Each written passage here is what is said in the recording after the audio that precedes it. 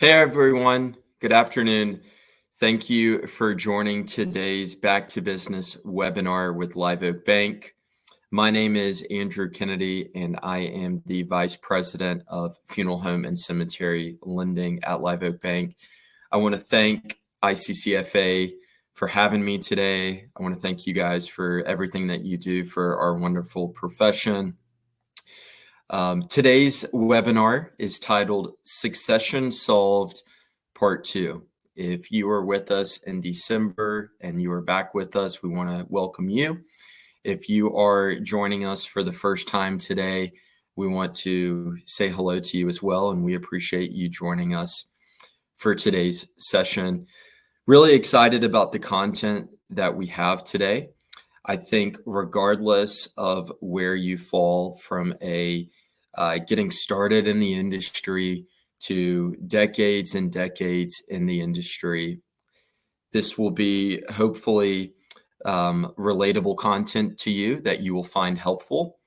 Whether you are a manager, young licensed funeral director, cemetery operator, in hopes of one day buying your own funeral home or cemetery or cremation business, or if you're a longstanding owner that is looking to celebrate the next step in their journey and determining what it's going to look like, what your options are, I hope that there is some relevant information for you here today, which I think there will be. But my goal is for everyone on this webinar to have something that they can take home with them, a few fun things to think about, to get excited about, and just appreciate all of you guys joining me here this afternoon. We do have a chat feature, which would love to see some interactions. If there's any questions, comments, thoughts, don't hesitate to utilize that chat. I'll be doing my best to monitor that as we go. We will have some time at the end of our scheduled time today for some questions. But if there is something that's on your mind where you may forget, think it's relevant for the slide or the topic that we're discussing at that time, throw it in the chat. You're always welcome to, and we'll do my best to answer and address everything that's thrown in. But again, I'm Andrew Kennedy, Vice President with Live Oak Bank, specializing in funeral home and cemetery financing, and excited to have you guys with us today for Succession Solved Part 2, a guide for sellers and buyers. Let's hop right in. So here's our agenda for today. We're going to talk about really 4 key topics. First, maximizing business value. I think that should be at the forefront of everyone's mind. If you are an existing owner, thinking about how you can grow your business, maximizing it, thinking about the return, and just being the best version of an owner and business that you could be. Pricing a business. Where do I start? What do I need to do? What do I need to think about when I get ready to sell my funeral home or cemetery or like-minded business? Preparing for transition. I think that this is often undervalued, overlooked. I think that there's great emphasis when it comes to preparing for transition, how that can reward you or frankly hurt you when you're preparing to sell, making sure that you're doing the necessary steps to ensure a smooth and successful transition. And then fourth, financing. What's available to you if you're a buyer? If you're selling and your buyer needs financing, how does that impact you? What are the different kinds of loan products and options available to you as the buyer or you as the seller? How can you play a role in that? So there is our agenda today. We've got some good content within each section that we're going to digest and review with you guys, but wanted to start with an overview on what to expect as we move forward with our time today. First and foremost, maximizing business value. So I do think, like I mentioned, this is relevant. Funeral succession solving is relevant for both buying and selling. The first half or 3/4 of our time today is probably more pertained to the seller or the existing owner, but we do have some key and fun insights for the buyer as well. But for now, talking about maximizing business value, I think if you are an operator, a manager, a existing business owner, you're likely thinking about the value of your business, how to grow profitability, how to grow your margins, how to take that next step as a business or enterprise. Maximizing business value is something that should be at the forefront each and every day, thinking about every decision that you're making, driving that value, driving the profitability for your business. It's never too early to be thinking about succession solving.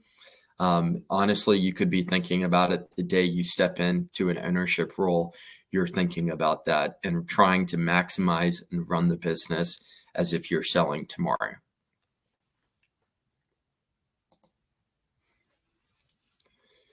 What buyers want, what buyers should be looking for.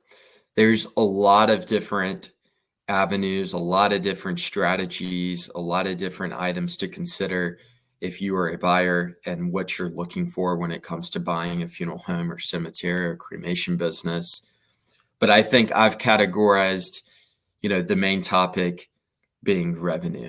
Buyers are looking to acquire revenue that is affordable, transferable, predictable, and lasting. Something that's sufficient, continuous, that's always going to be there.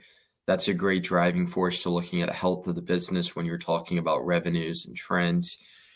I think predictability is something that is often out of our control in a certain extent, right? I think this industry, looking at financials, helping connect buyers and sellers, reviewing deal structures, purchase price scenarios. This business, as you guys know, in it every single day of your life, it is very cyclical, right?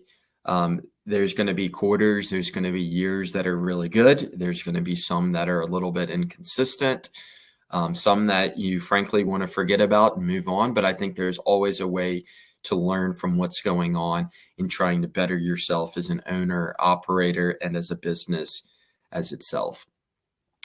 So understanding that businesses and revenues specifically are very unpredictable.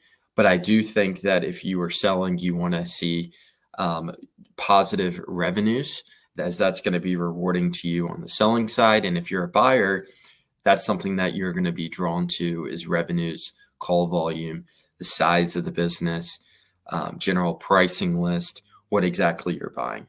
But there's many, many things that a buyer's typically looking for. But right off the bat, what we hear all the time is call volume and/or / revenue.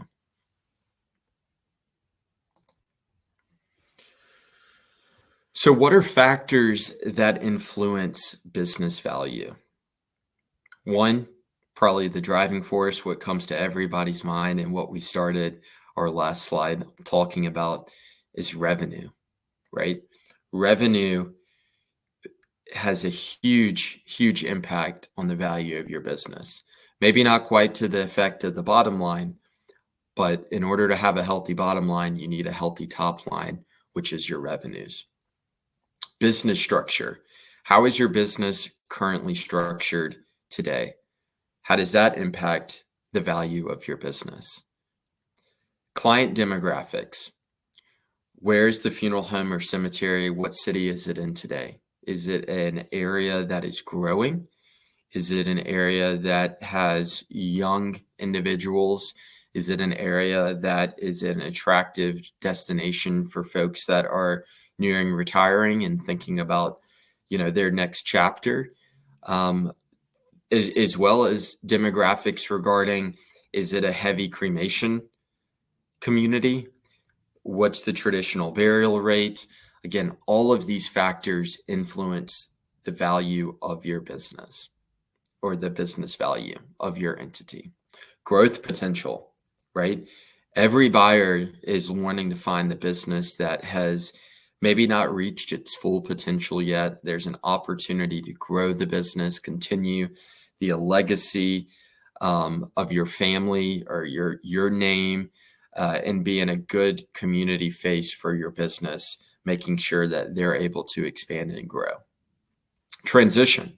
Everyone wants an easy and smooth transition. That's something that we'll spend some time talking about, how that can impact a purchase price from a risk standpoint from both the buyer seat and the seller seat, and many more things, right? But these are kind of a few easy to quantify, easy recognizable factors that can influence the overall value of your business.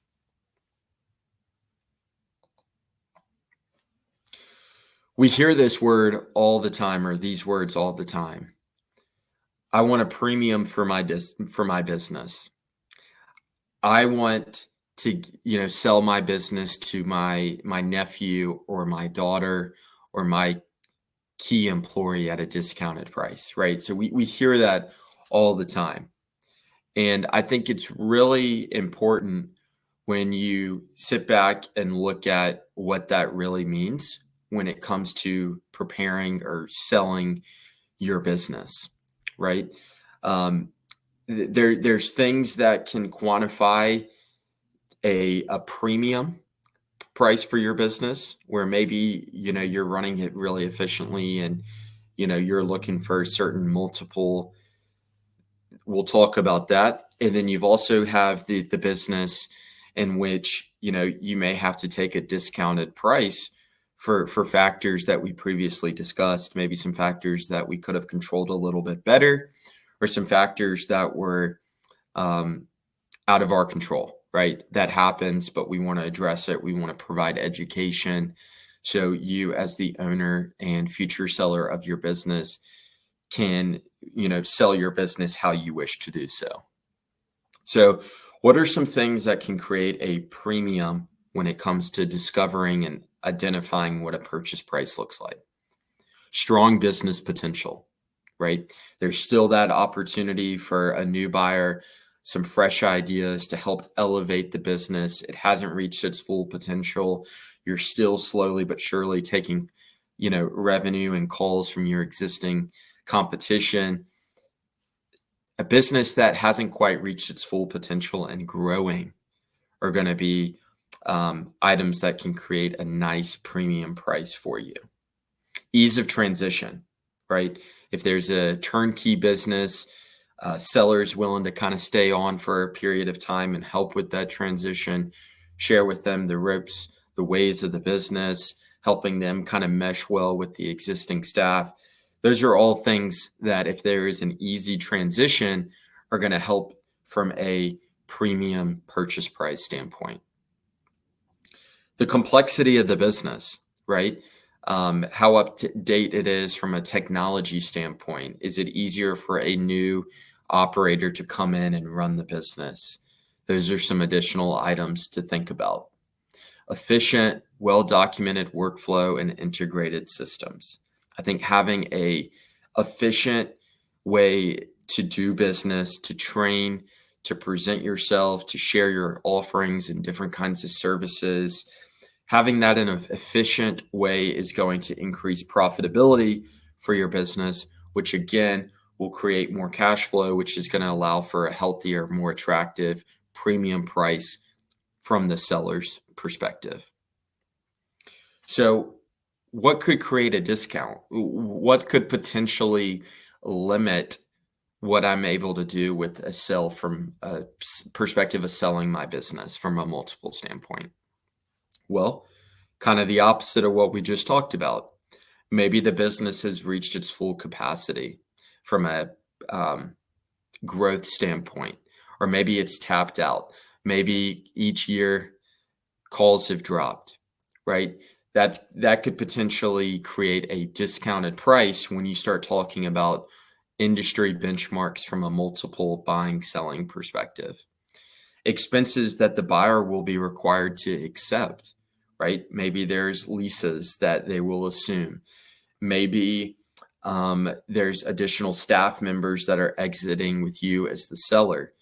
Be thinking about what expenses a new buyer is going to have, as that can dwindle and exhaust some of the additional cash flow that you have available, which in turn could create a discount price or a multiple for you. Service model that is difficult or expensive to replicate. Concentration in customer demographics. So again, from a high level perspective, you want to be aware of these things. You want to be doing everything as if you're getting ready to sell your business. So when that time comes, whether it's a targeted date, an expected, I'd like to sell my business on this date, or heaven forbid, if something happens, you want to have the business in the best position possible at all times. So you are rewarded and attractive and ready to move forward and happy with how everything turns out. So again, it's never too early to be studying your expenses, focused on driving in new revenue, being expense minded in hopes that that's going to help you no matter when your time comes or when it's time to sell your business. The business is performing at a high clip, which is going to allow for a healthier, larger, more attractive price for your business, that premium fill that you hear and would like to see.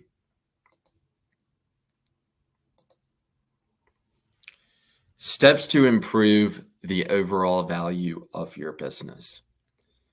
Ensure that your products, offerings, services are easy to understand. Create recurring revenue, right? Assess your expense structure. Identify expenses you can reduce or eliminate. Again, I am an advocate that if you're a small business owner and in the weeds each and every day, fighting the good fight, every day you should be thinking about your expenses, what's coming in, what's coming out, right? And having conversations with the professionals in our space, your accountant, your advisor, making sure that you understand where your money is going, what you can be doing to further generate profit that ultimately is going to be a recipe for success and help us understand what you could sell your business for. But again, in order to do that, you need to be thinking about your expenses. You need to know where your money's going, the income, the out, what's going on, so you can position yourself in the business in the best position possible. Reviewing your service models, making sure they're easily transferable and efficient for someone, a new operator, a new owner to come in, making sure that everyone, existing staff, your whole team, everyone's familiar with your products, your offerings, your way of doing business. Document your workflows and your business processes. I think this is extremely important. I'm one that believes it's always good to have goals. It's always good to understand where you are today, where you're going, where you were a couple of years ago, always looking to improve, always looking to take that next step, no matter what you're doing in life. In this case, being a small business owner. If you can document your workflows, document your process, document your goals, it's easier to sit back and reflect and to pivot and make informed business decisions to ensure that you're positioning yourself and your business to continue to improve, to continue to grow, to continue to show more profitability, which is what everyone's goals are.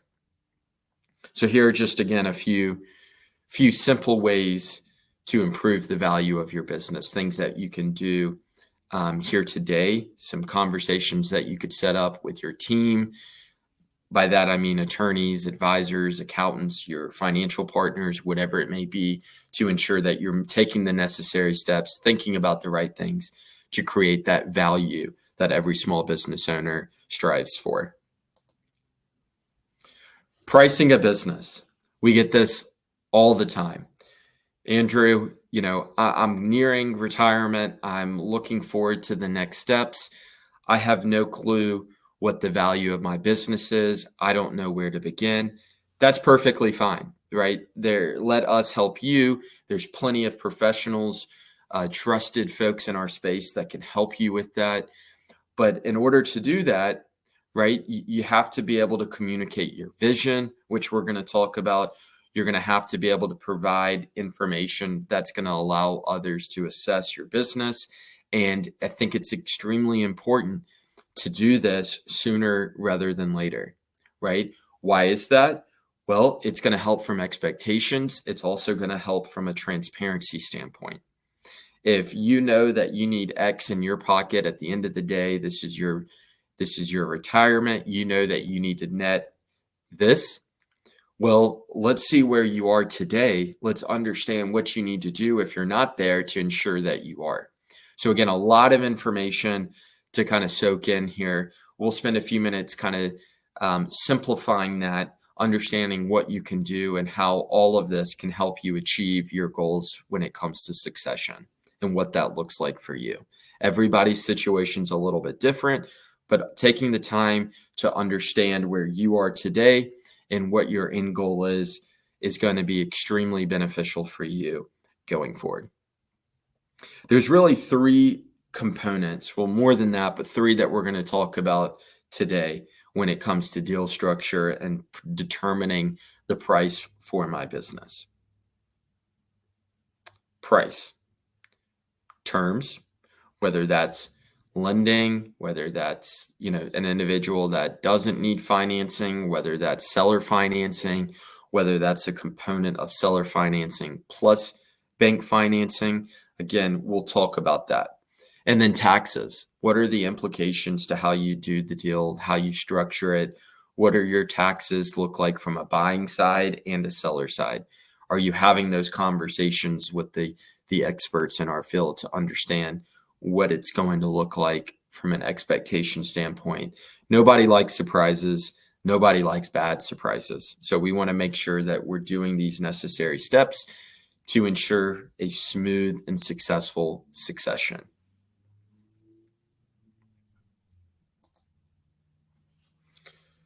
Price. Companies have a price to earnings multiple, and those multiples vary. Anytime that you are buying a business, specifically in our field, there is always the talk about multiples, right? What is the value of my business? What multiple of X could my business support in terms of new debt? I would say that every business is different, right? There's certainly a benchmark, a range, which you can see here today. The average funeral home varies from 5X to 7X in today's market. But again, that varies depending on the type of business, what's included in the purchase of the business, what underlying assets, what real estate, what equipment, all of that can play a role in the overall value or discussing and finding that multiple. But most importantly, the range varies based off net operating margin or profitability, that bottom line. For instance, let's say that your business does $1 million in revenue and you're generating a 20% profit, which is pretty healthy. $200,000 net, 20%.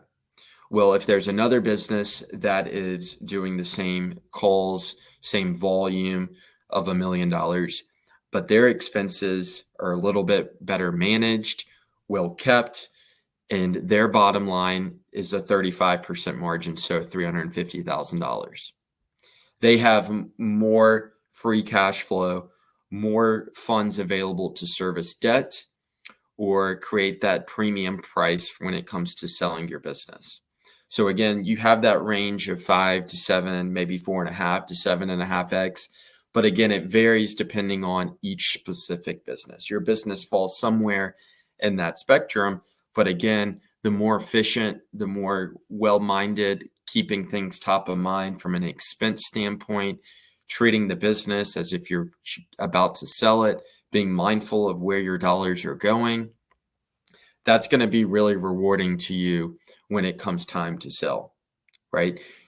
Purchase price, selling your business, it's sometimes similar depending on call volume and revenues, but a lot of times there's a lot more factors that can play a role in what your business value is or what you could sell your business for.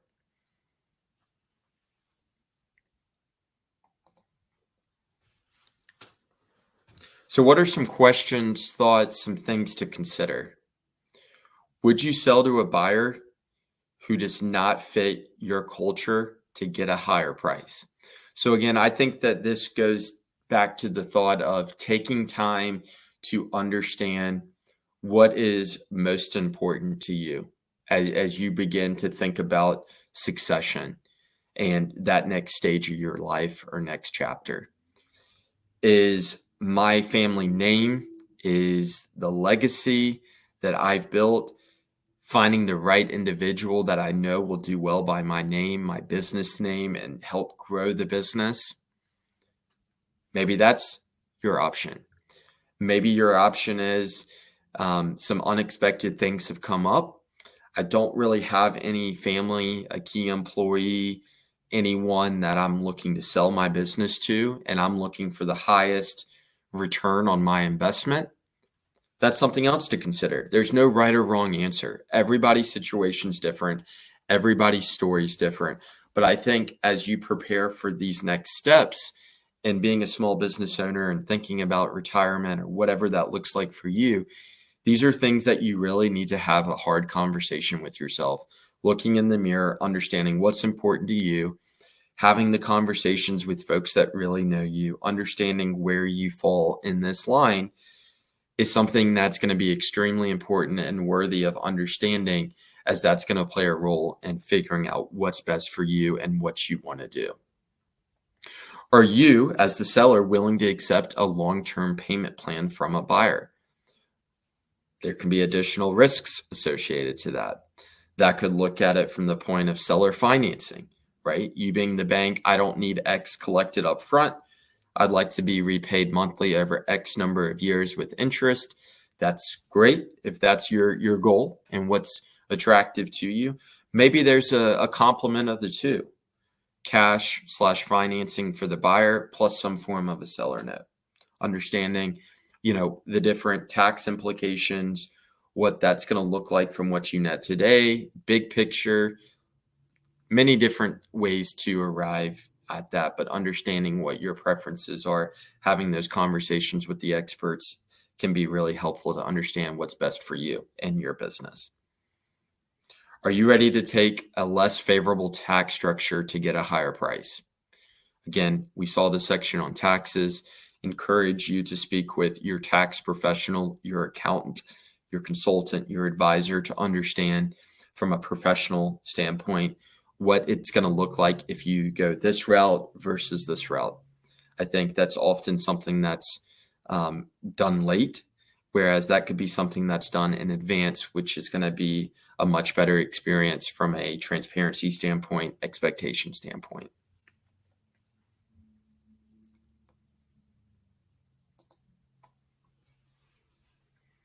Pricing a business, terms.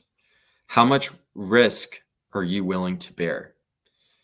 Deal terms govern how a seller will be compensated, and the buyer and seller will distribute the risk. So kind of going back to a previous slide where we talked about a premium price versus a discounted price. What does that look like? Where does the risk fall there, right? So at a discounted price, there is more buyer risk, okay? There is a likelihood that business has started to decline, right? There's a change in your community from a competition standpoint, demographic standpoint, call volume being cyclical, but from a buyer risk, a discounted price. More seller risk equals premium pricing, right? If you as the seller have risk associated with selling your business to this individual that could be a little bit more risky, you're likely going to want a more premium price for your business. Maybe that's because you're seller financing and technically you're the bank in this situation. Maybe there's that component again of half seller note, half business, a small piece of the transaction is a seller note, or you're seller financing the whole project. Wherever the risk is associated is typically how that works out.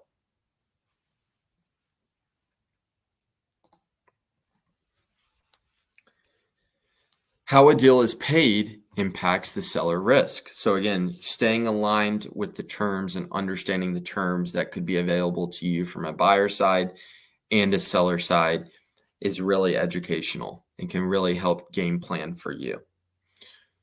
So you think about what has the littlest risk, right? What has minimal risk? Bank financing. If you're a seller, there's really no risk to you if you're collecting the funds up front, right? At closing, one-time check, shake hands, go enjoy the next stage of your life, little to no risk. A seller note is kind of that neutral risk between bank financing and some form of earnout. So again, seller notes could be for the entire project or entire transaction, deal structure, which we see and hear about, or maybe it's a small piece of the puzzle, which can neutralize some of the risk from you. You get X amount up front, you're still getting reoccurring income over a period of time, perhaps with interest that can be rewarding to you and satisfy all of your goals. We don't see this too often. It is something that we do hear about and see time to time again, but maybe the deal is structured on some kind of earnout strategy. If the business reaches X, this is how the seller is rewarded or paid back. To me, that is the riskiest form from a seller perspective when you think about selling your business. Certainly has its rewards, but again, it's based upon performance, etc., versus the other ways the ways in which the deal can be structured. So what are some potential risk factors when you take all of this into consideration? There's certainly some things that we can control, but there's also the components of things that we can't control. And that is kind of what we're mentioning and highlighting today. The market. Can't have much control over that. The economy, buyers' compliance, buyers, sellers' health, right? Those are all things that can be considered when determining from a seller standpoint how much risk you want to take on the buyer, the new owner. If any, what does that look like? If none, what does that look like? Again, just understanding how all of this can impact the terms and ultimately that purchase price that everyone is striving to achieve.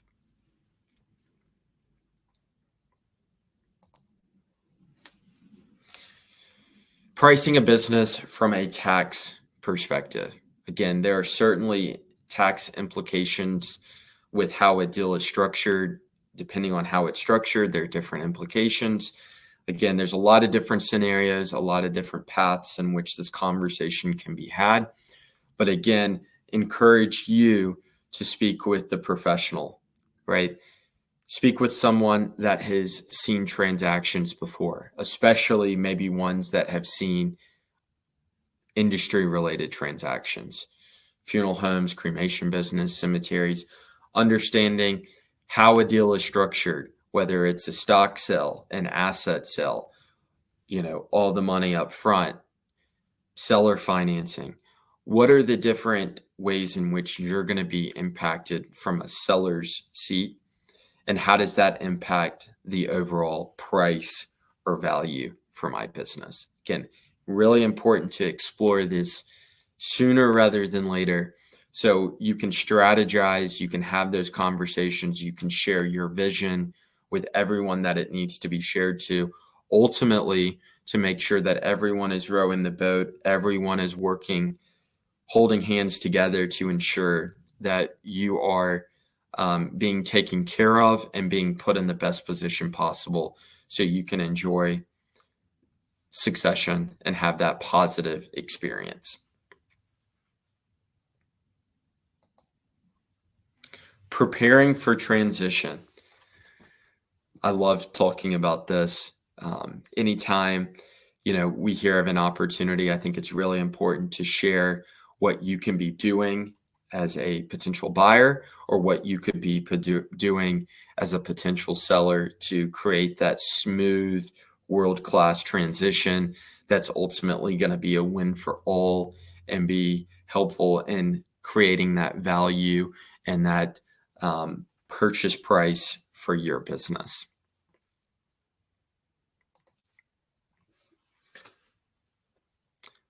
Ideally, we're creating that smooth transition.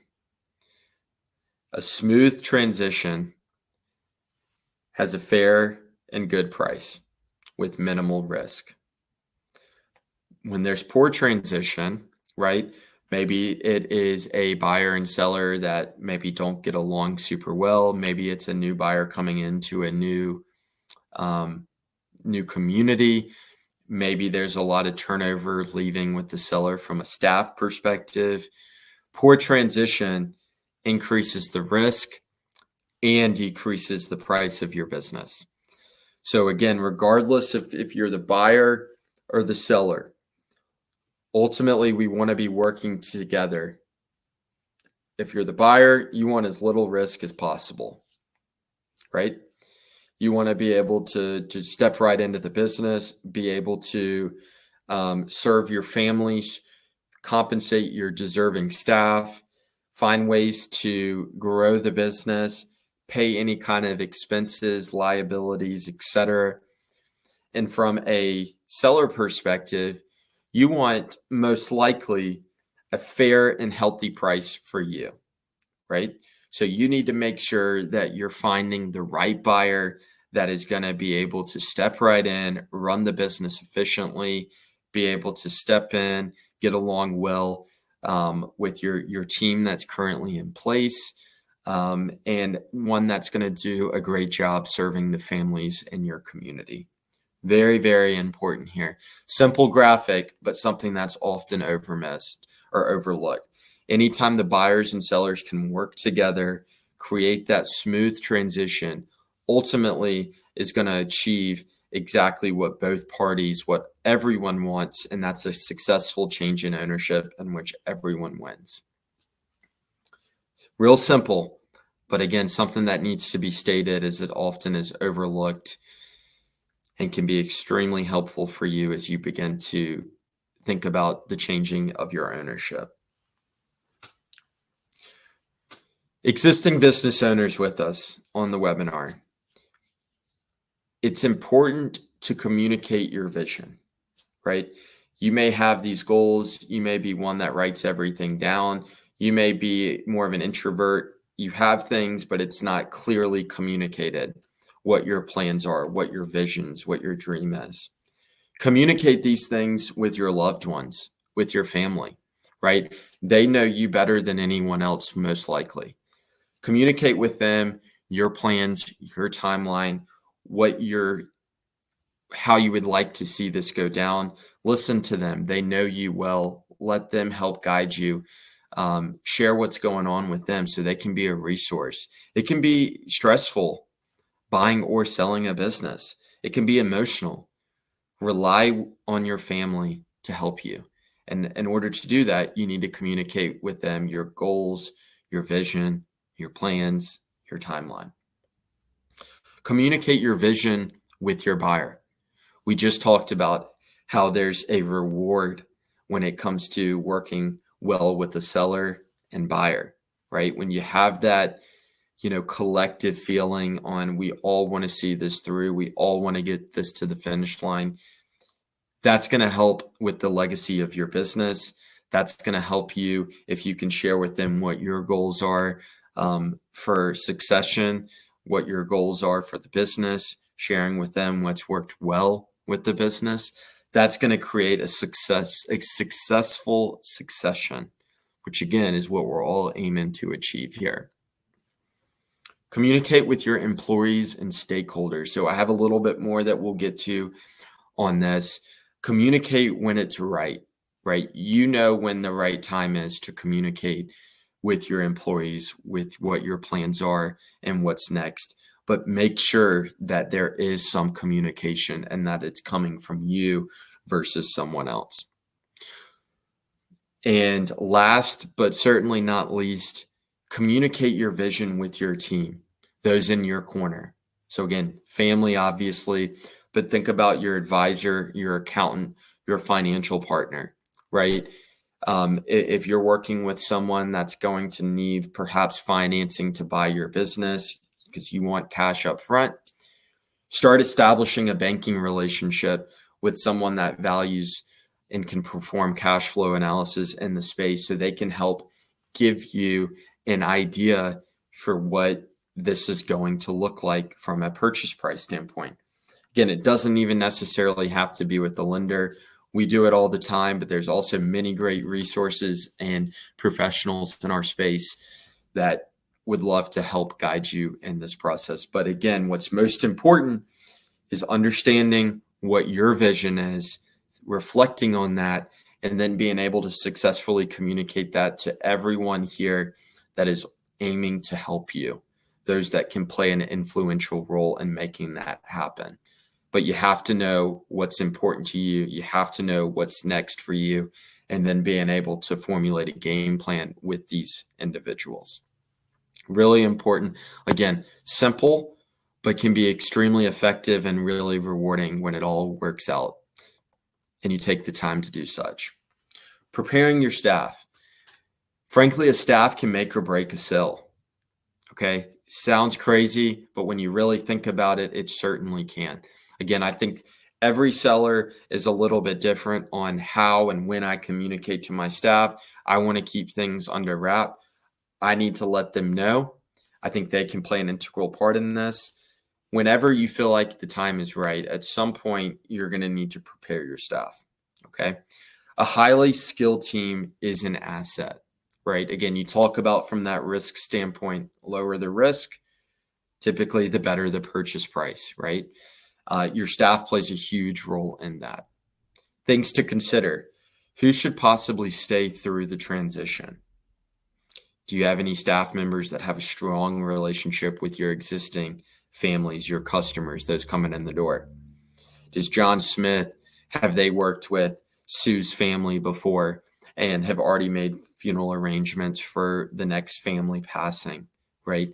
Having a highly skilled team, a team that you can work with that does great work is really important and can help when it comes to preparing to sell and making sure that it makes your sell and doesn't break it. A staff that knows the business systems and your products, right?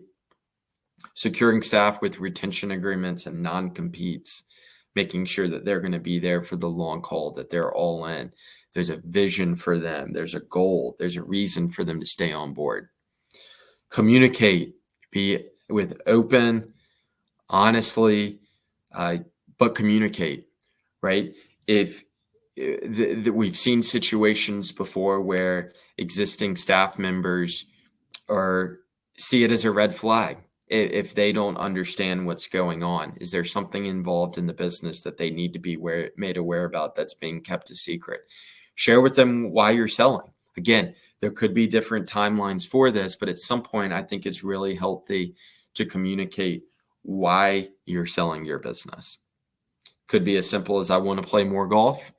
We want to move to Florida, enjoy the nice weather. Could be for health reasons, but I think it's always good and beneficial and much appreciated from the staff perspective. What you envision happening to your team, right? What opportunities could there be for them? Could it be one of them have the opportunity and leg up to buying the funeral home? Or they're going to have increased responsibilities that can increase their pay? Again, we know in this profession that staffing is a huge limitation and a big challenge for a lot of owners. We want to make sure that you are keeping your existing staff happy, satisfied, helping them achieve what's next for them, which ultimately they can help play that role in creating that long-lasting legacy, helping the next generation, helping them continue your family name if it's a family business. how involved they will be in decisions. Is there going to be space for that? Will the new individual or owner be the full decision maker? What does that look like for them? How this can be a positive development for them? Are there new opportunities? Is there one that can be, now a general manager, more favorable hours, right? Communicating with them is important, as that can help them understand where they have a seat at the table, what that looks like. Again, if you can keep your staff continuously invested in your business, that can pay dividends and really be helpful when it comes to creating or taking a step in the right direction for selling your business.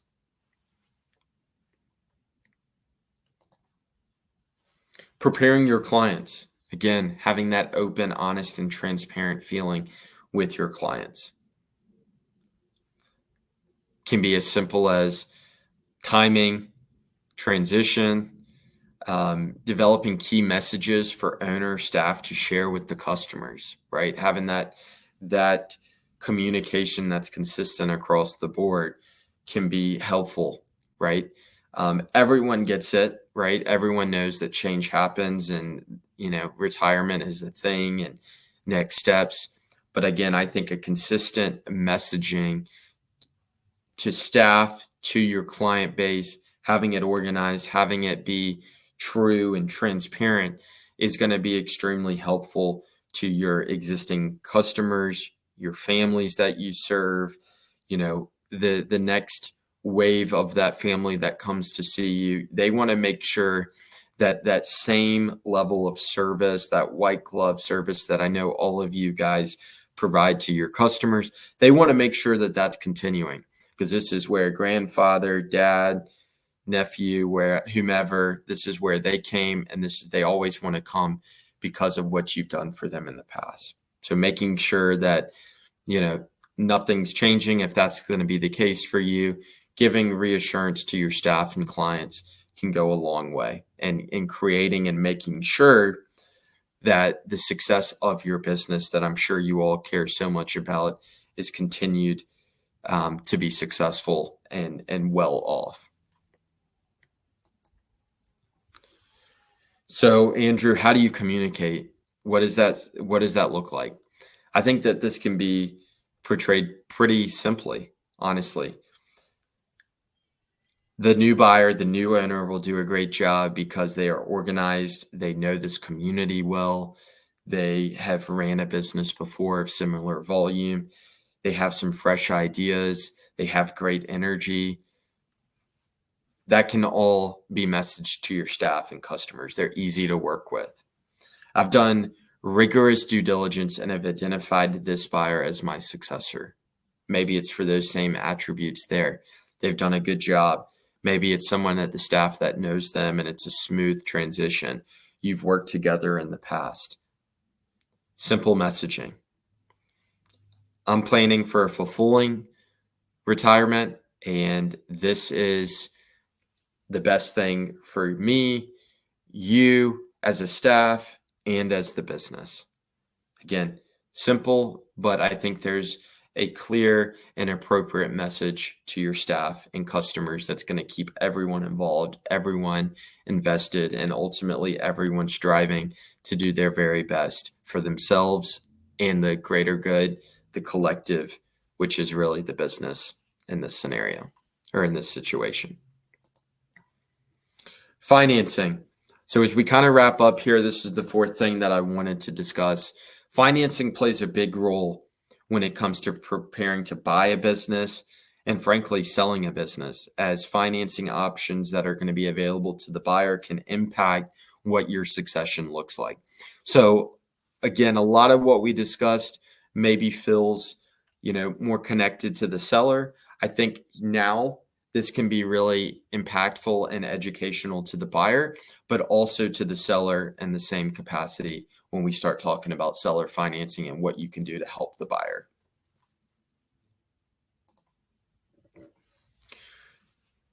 Many of you may be familiar with the SBA, maybe some of you aren't, but the SBA is a wonderful product and very popular in the funeral home cemetery space. It's a great loan product that allows capital to be put into an individual's hands that would like to one day become a small business owner. Or maybe it's a product that's used for them to help them expand and grow their business. We'll talk in the next slide or two about the uses, but the SBA is the U.S. Small Business Administration. They do a wonderful job of helping small business owners get started, feel empowered, and oftentimes just puts them in the driver's seat to be successful.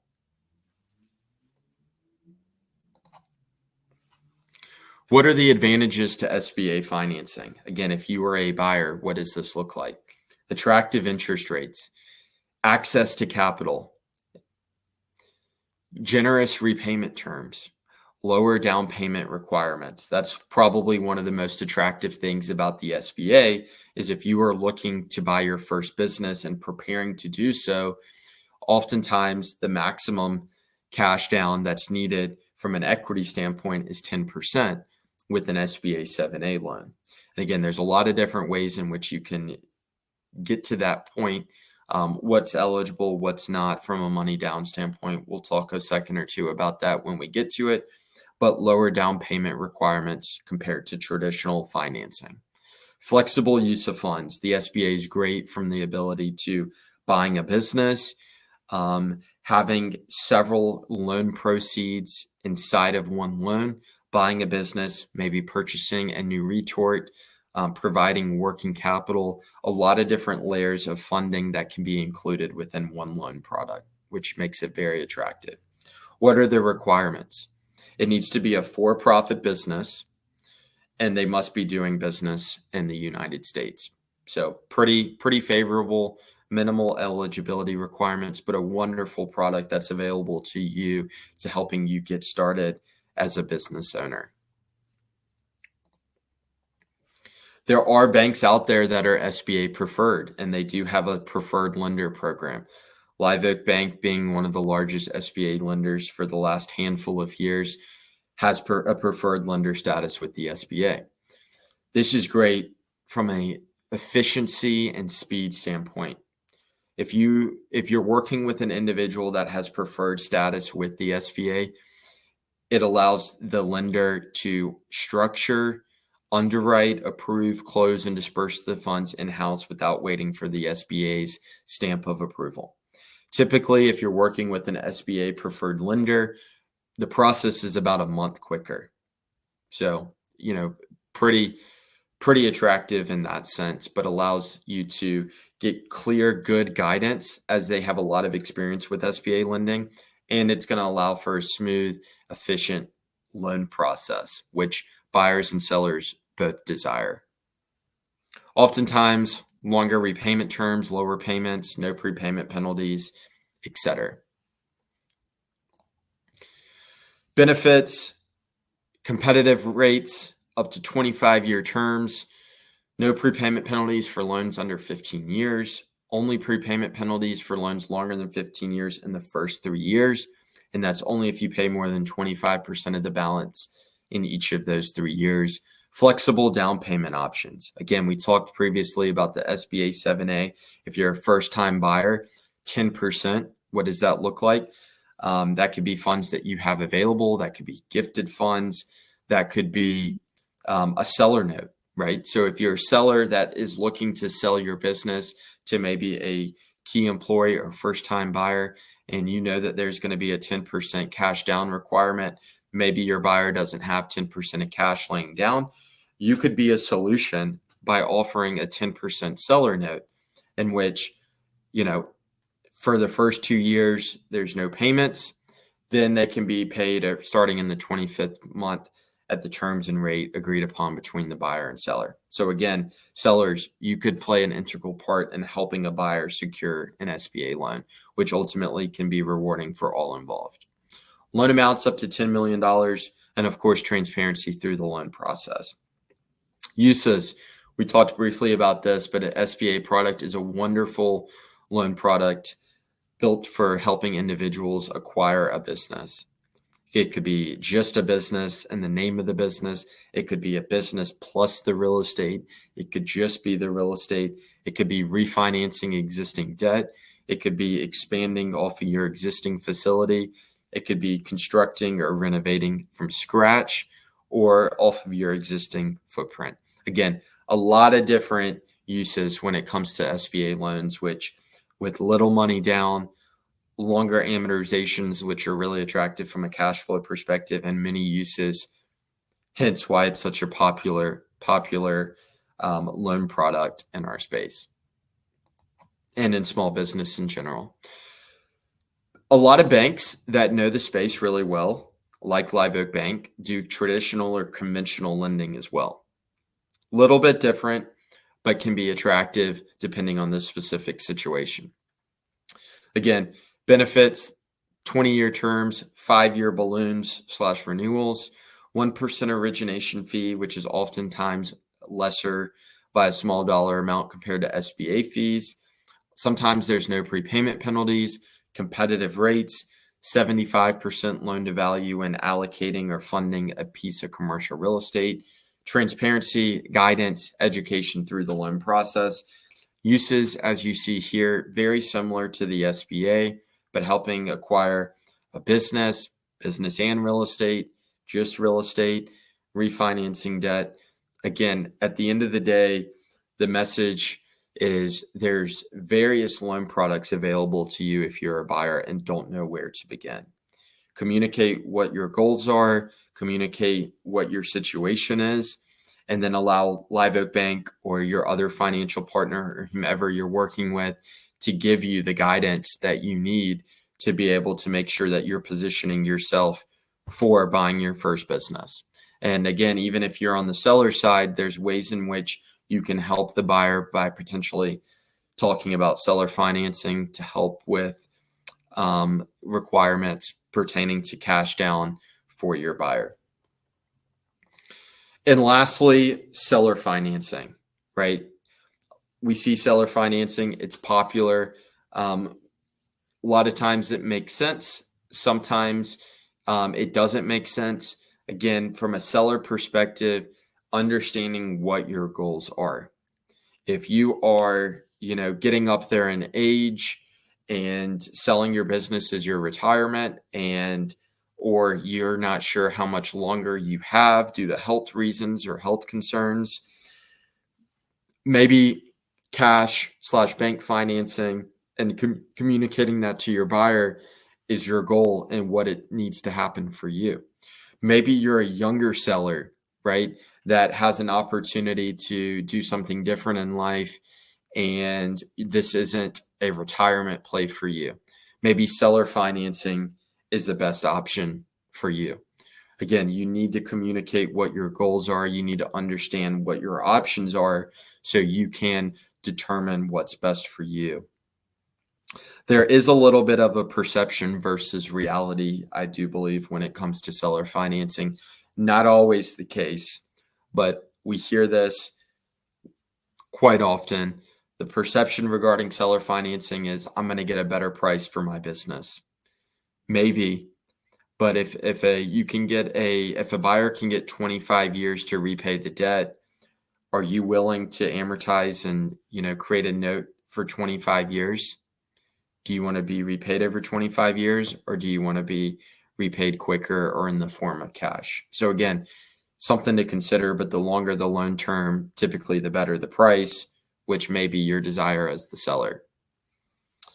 Investment income streams, that could be an option. Giving back, helping out. What does that look like? How often are you going to be involved in the business if you're essentially the bank and or being compensated on a monthly basis? How involved are you going to be to making sure that business continues to stay successful in order to make sure that you can be repaid for your purchase price? Tax liabilities, what does that look like? Confidence in the new owner. Maybe there's no other alternatives. We hear that all the time. Man, I didn't realize that a buyer could get such attractive terms to, help me or to generate an offer for my business. Providing that education, knowing what's available to you and available to your buyer can go a long way in helping making sure that everyone is attractive to what's to come and everyone feels like they're winning and put in a best position possible where, again, the business is put in a healthy spot. The buyer's put in a healthy spot. The seller's put in a healthy spot. Some of the hard facts when it comes to reality, it can be really hard to let go, right? If you're continuously involved in the business, it's really hard emotionally, maybe physically, to step away from the business. If seller financing, are you still going to be really involved? Are you still going to be a decision maker? What does that look like? What do you want to be involved in? Unfortunately, new owner personal situations change. What happens, unfortunately, if they get hit or something happens to them or they have to move? What does that look like? How does that impact your business? How does that impact your purchase price? How does that impact your monthly payment for said number of years? And then lastly, again, kind of the opposite of what we just talked about, left side, right side here. There's many financing options that are available to buyers. Understanding what these options are can help you generate what is best for you and your business. So again, communicating what your goals are from both a buyer and seller side makes for a rewarding experience for all involved, which is ultimately what we're all looking to do. Create a successful succession that is easy, minimal risk, in which all feel like they are being rewarded.